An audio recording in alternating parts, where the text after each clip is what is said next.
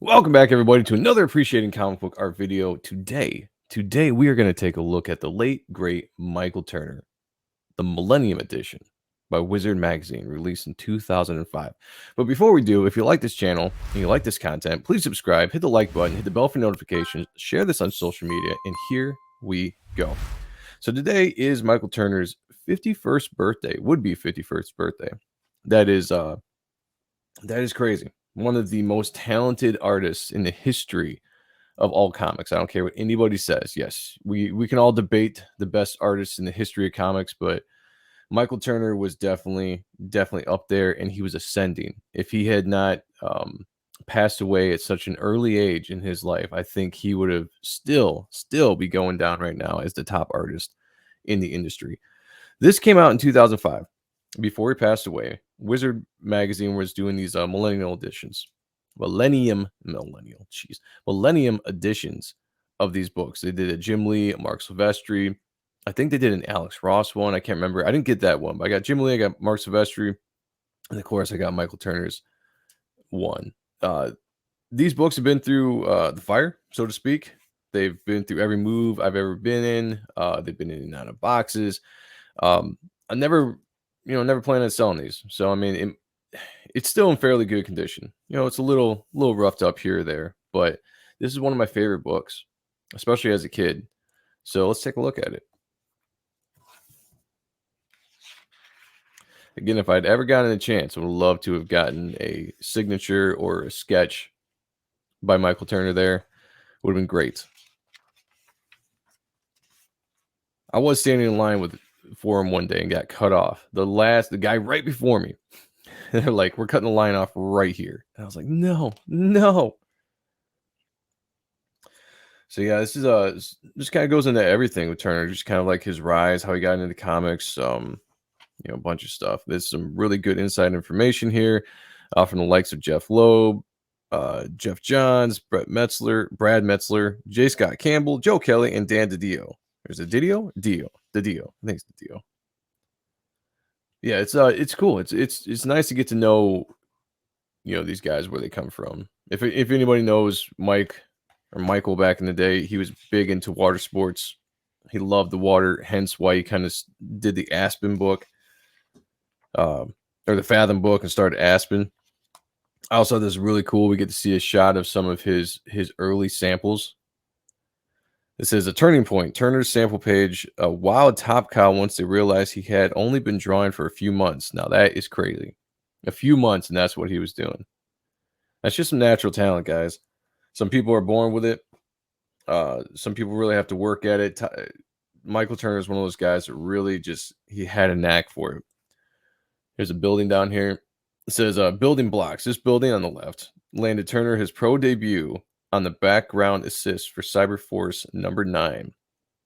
That's awesome. That is awesome. That's kind of how you broke in back in the day. They would develop talent at Top Cow. You become like a background assistant, or just anything, and you work your way up. And that's, he had humble beginnings, right? He started at the bottom and worked his way up. He showed his talent, and he rose real quick. He went from doing backgrounds, I believe, to doing trading cards.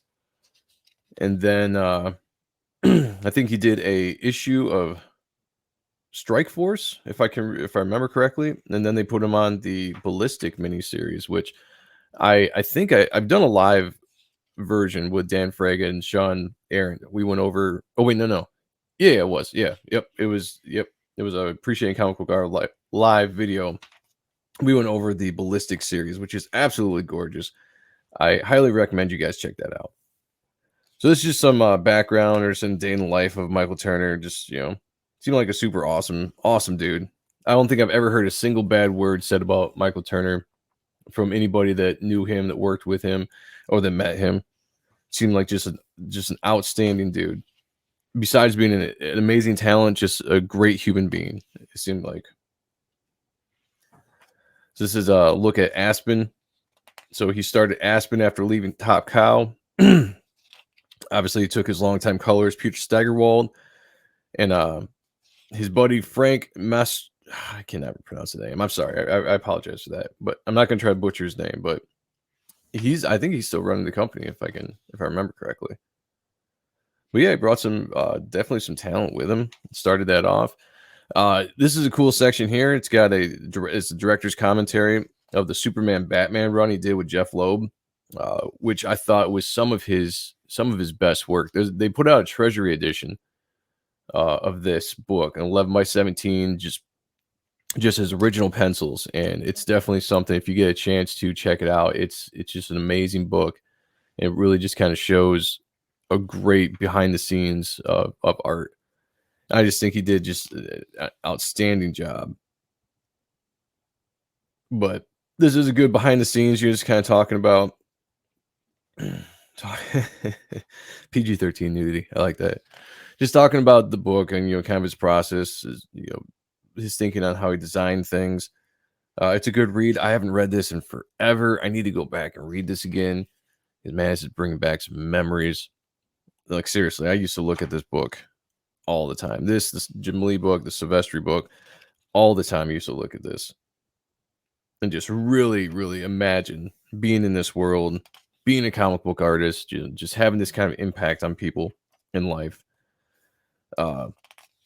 Marvel fanfare. Let's see. You've seen him draw DC's big guns. Now take a peek into Michael Turner's private collection of the Marvel Universe. Now, this is something he started to do a lot of like Marvel stuff. And he had a deal in place, I believe, with Marvel to do a run in Marvel, just like he did with DC. And I honestly believe if he hadn't passed, and if he could have done some of the stuff that they're talking about doing and getting him into the Marvel universe, I mean, that would have been it. I think he would have just exploded from there because he was already, one of the best-selling artists, top names in the industry. But put him on a Marvel book or a bunch of Marvel books, a bunch of covers that he started to do, and he would just blown up. I'm telling you, that would have been it for him. There would have been nobody would have been able to touch him. Nobody. This awesome private gallery. I really dig stuff like this. Just sketches, behind the scenes, character designs. The Supergirl 1 cover sketch, just an idea for what he wanted to do with the cover. Evil Supergirl, I always love that design. Always love that design. In fact, it's inspired one of my characters in my book. That kind of design right there. But yeah, just love the sketch galleries and everything. Here's that pick card I was talking about, just the trading cards that they had him do at Top Cow before he did Ballistic. He did this really awesome, just moody, dark, almost silhouetted card of Pitt, 1995. I believe that says, if my eyes are correct.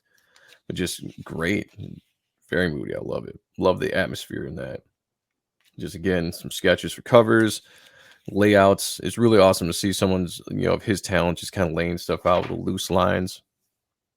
Love his depiction of Wolverine, and that was in 1997. Like, that is really cool. That's the way Wolverine should look. All right, feral, kind of werewolf like hair, just all over the place. Yeah, that Scream Head's pretty awesome. Oh, and David Finch. I was about to say, it looks like David Finch. It is David Finch. Look at that. That's pretty cool. Oh man, Star is Born. A look through the archives for super artist Turner's first superhero drawings, age 4, 11, and 21. And people kind of missed that Turner didn't get his start into comics until a little bit later, but he was just naturally talented. Like, he always had a love for drawing. He could always draw some really awesome characters.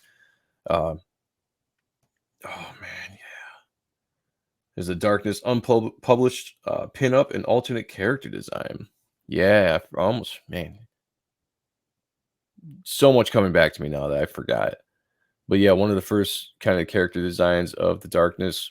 That's crazy. That would have been really cool to kind of have a little bit more like a cape on him than what they ended up going with. The design they ended up going with was definitely badass. But it's cool to just kind of see that he had a hand in kind of helping develop the style or the design for the Darkness. Great ballistic sketch here. Another 1995. Great ass. Come on. Turner was known for drawing the ladies. You could draw beautiful faces, beautiful bodies. Learning under Silvestri, who was one of the best at drawing faces and body, just beautiful people in general. Top Cow was a company that could draw just beautiful looking people. And that's what you want in comic books. You want beautiful looking people, very attractive, male, female, it doesn't matter. You want attractive characters in books. It's more appealing to the reader. So yeah, this is probably my favorite part of this entire book is the sketch section. Sketch section layouts, designs, just the pure pencils. Seeing some of this stuff. Again, Witchblade, Wolverine down there. That is just great. Awesome Darth Maul. Yeah. I did toy designs too. They did models or molds after his drawings. Statues, figurines. Yeah. This is something I don't do a lot of, like the character like sheets designs, like the whole turning around and see what they all look like. I should probably do more of that as a creator. And then yeah, here's like all of his work. If you're interested in all the stuff he ever worked on, man, look at that. That's a ton of books. And then we get into the Michael Turner Gallery, which has some of his covers, his pinups. I mean, there's the Ballistic series right there that we're talking about, which codename Strike Force. Yep, that was, I think, his first official. I think he did a fill-in issue in that, or as a backup story. I can't remember, but yeah, of course, the Witchblade stuff. Yeah, I'm sorry, guys. It's going to be a little bit longer of a video because this is a big book. I usually like to keep these under 10 minutes, but it's going to go just a little bit longer. But he deserves it. All right. Happy birthday, Michael Turner. Would have been 51 years old today on April 21st. But you definitely deserve for people never to forget your art and your contribution to the comic book world. I mean, think about this. When Turner came in, he came in at the right time. In the mid 90s, right when comics were booming, you had Image Comics just blew up. You had the masters of art, Jim Lee, Mark Silvestri, Rob Liefeld, Todd McFarlane. All those guys started in Image, and they brought in a bunch of new talent, and Michael Turner was one of them. And he benefited from that time in comics where it was just no holds barred. We didn't have all the PC, stuff that there was today. You could draw women looking sexy as hell. And sex sells in entertainment. All right. It always has, in movies, in music, it doesn't matter. Sex sells. And he was one of the best artists at drawing very, very gorgeous looking women, good looking dudes too. I mean, he knew how to draw good looking people, and he blew up, and he was the right artist for the right time for the right generation. Look at that. That's just an awesome pinup right there. Man, that is. Colors do a great job on this and bringing it all together, but man, look at the idea, the thought behind it. And that's another thing, there's another love of Michael Turner's. He liked the water sports, but he also liked snowboarding and stuff like that. He was a very sports kind of guy. Oh, some great. It's amazing art, guys. Amazing art. We were blessed to have Michael Turner in our lives for the time that we did. Again, gone way too soon, but we should always remember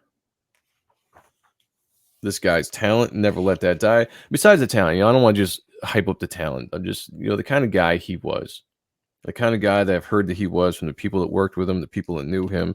Dan Fraga can tell you some awesome stories of Turner, and just, the kindness of that guy, the generosity of the dude. I mean, he loved comics. He loved drawing.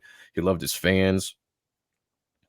This is a man that truly put his passion into everything he did. And you can see all the art that he does in this book. And this is 2005. So he passed away in 2008. So he did, a bunch of more stuff besides this. But you can just see, man, that's a gorgeous shot. Again, sexy pose, right? It could be something like right out of Sports Illustrated swimsuit edition or whatever. Just, I love the scene. The colors do it great with the night scene, and just beautiful, beautiful work. Yeah, I've not seen a bad drawing in any of this. I don't think I've ever seen a bad drawing that Turner's ever done. Like, everything he's put on paper has always been fantastic. Yeah, there's an awesome alternate cover to Soul Saga. I've never got that before. I always wanted to get it. One day I'll own that. One day I'll have that. Dan Frager's Gear Station. That's pretty cool. The cover for that. Here's some of his DC work. That could be Marvel work right there too with Red Sonja. That's awesome. And Turner was one of the guys that kind of really revolutionized the pencils to colors. You know, he really went from really tight pencils. He got a great relationship with Peter Steigerwald, who did an amazing job coloring his stuff and just added a lot to his work, his line work. But he really got away from like a lot of the detailed cross hatching and just went from really tight pencils to colors. But it worked. It worked in a big way, and it gave, you know, kind of a uniqueness to him and Steigerwald's like collaboration of art. Which you'll see if you get that Treasury edition. Like I said, the Batman, Superman, or Michael Turner Treasury edition. I highly recommend go out and get this book. Go out and get that book. It's stuff you definitely want to have in your collection. Hands down. Now, he was killing it. He was absolutely killing it. Killing it up to the day that he passed away. And he, like I said before, if he had hit that Marvel stuff, it would have been a different level. It would have been a different level. Here's some of the Soul Saga stuff he was working for on Aspen. Soul Saga was a very, or not Soul Saga, Soulfire, sorry. Soulfire was a very awesome book that he put out. Very fantasy-like. Kind of leaned more into the, just the Dungeons and Dragons, fairy kind of high-tech, I don't know what you want to call it, sci-fi feel, but it had a really awesome feel to his book. Maybe a little bit more anime, you know, a little bit manga style, a little bit with some of his stuff. Where Turner could bring in a lot of different styles into his art, and just everything worked. Very experimental from the time he came into comics to the time, you know, he passed. It was very experimental, but everything he did was just great. This is a page right out of Soulfire.